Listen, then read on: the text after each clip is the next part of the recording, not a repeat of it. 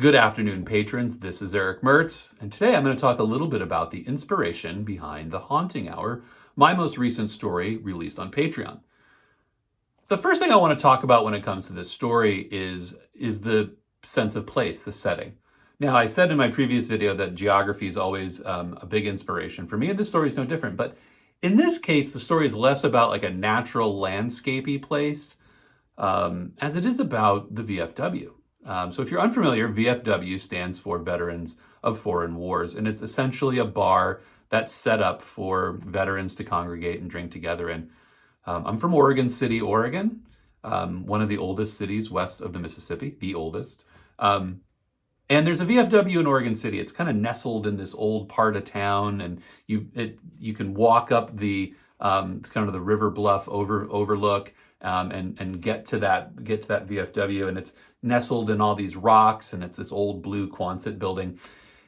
And I've always just been fascinated by it. When I probably encountered that building countless times, and it always holds some sort of fascination for me. And I guess what I realize I like about it as an adult, or I find compelling about it, is that it's just kind of a sacred place, right? I mean, the experience of combat is defining, and I wanted to acknowledge that in this story. The experience of being through combat, there's nothing like it. So Herman Bloom has been through hell, right? He's been through some awful experiences in World War I, and he talks about it. And as I talked about in the last video too, and I'll talk about again and again because it's a huge part of what I write, I think it's really hard to write a story about the American experience in the 20th century without acknowledging war and where war fits in. We've defined that last century by war, whether it's World War I or II or Vietnam or Korea. So it just was a natural fit. I like this story too. One of the inspirations was I love stories about male friendship. Male friendship is huge. And so Sibley and Bloom have a really good relationship. Bloom was a person who was reserved unto himself. And when he met Jack Sibley, Jack opened him up. And for me, I love that relationship. I love stories about men who are coming out of their shells, and Bloom really comes out of his shell in the story. In fact, the story is really based on his deathbed confession. It's him telling his good friend the things he was never able to say. And that's a really prominent trope in fiction, that sort of deathbed story. And I don't mind using it here because I feel like, I feel like it works. And I feel like it's not like I'm not abusing that trope, but I'm fully aware that I was using, the idea of the deathbed scene pretty heavily here. The way the framing story fits in was fun for me too. Right, the framing story is, Sibley is a regular at the bar, as well as Bloom. They're known to talk, and then one day Bloom, the older man, doesn't show up, and so. That to me is the inciting incident in the story. When the old man doesn't show up, where is he? We go find out, he's in a bad way. Another thing that this framing story allowed me to do, and which I'm always thinking about when it comes to these stories, is how do I break up that narrative, right? The whole story is this statement, right? That the person's giving you a statement of what they've seen or experienced when it comes to the paranormal. How do I break it up? Can I break it up? It doesn't always work, but in this case it did, because it's Bloom giving Sibley the story. And so, of course, as a man is dying, he's coughing, he's losing, he's kind of fading in and out, he's losing consciousness. I wanted to create that sort of, for me, that gives the story a bit of reality, right? The guy's kind of fading in and fading out, and he's, not able to really tell the whole story, keep it straight, but he's also like determined to tell this story. So I was really inspired to find a way to break the story up. So as you'll see, there's many like pause and statement, and then we're in the present moment, pause and statement. That was fun for me. Fun for me to do that. Another inspiration for the story is, again, I like letters. I like correspondence. The cover for the story is a postcard. And I like that.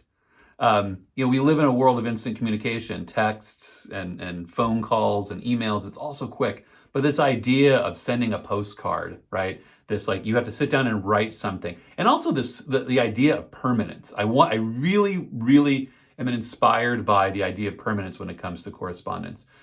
Herman gets to Paris. He sits down to write this letter, and he sits down to write the letter to send to his wife, knowing that she's going to receive it and read it, and she's going to have a thing. We don't have that anymore. I mean, some of us do. Like I send letters on occasion. I send postcards. I always get a postcard from my mom when she travels anywhere. And so I wanted to capture that. I wanted to capture the idea of permanent communication and how that, and in this story, it really pays off that the permanence of communication in this instance becomes a reminder of treachery. And I'm not going to reveal it in case you haven't read it, but I think that the idea that we have these letters, there's this trope in sort of rom-coms or romantic stories about the person going back and reading old letters, and you see them sitting by the fire and they're weeping, and there's all this paper, spread out before them, right? We've seen this scene before. So I like that. We don't have that now. We don't do that with text. It's far less compelling for me to see someone like reading old texts or something.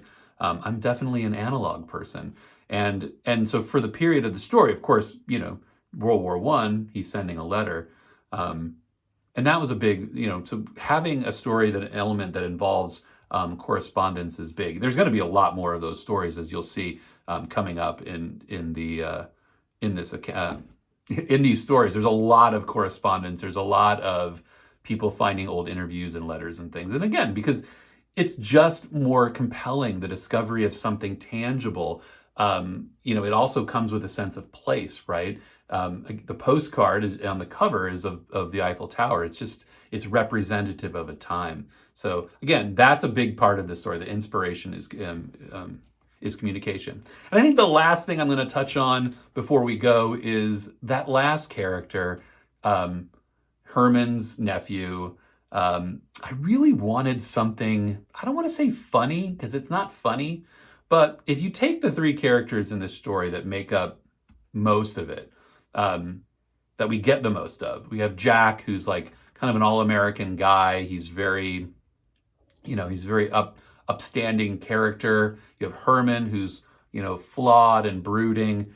I wanted a third leg of that stool. And for me, the last character, the nephew, provides a little bit of something else. He's a younger man. He's a little ungrateful. He gripes a little bit. He's just not, I don't know. I don't want to say he's not nice. That's a little too simple, but he's not a good guy. So I wanted to just, to kind of balance the story out, instead of this just kind of being like two all-American characters telling, one telling a story to the other and the other one urging him on, which is a good story. I just wanted a little something else that balanced out. And I feel like that the nephew really does that. The story actually, when I wrote it, it didn't have the nephew at the end. And the nephew was the latest edition, because I had read through it multiple times and I kept thinking, like, what is missing? Something's missing. It just wasn't right. Once I put him in the story, it really made sense. So there you go. That's the inspiration for the Haunting Hour. I hope you liked it. If you have any questions or ideas, or you got another feeling off of the story, please leave it in the comments below. The story next time will be a real spooky one called The Home Goods Grimoire. So I'm looking forward to talking about that one in the next video. Take care, everyone.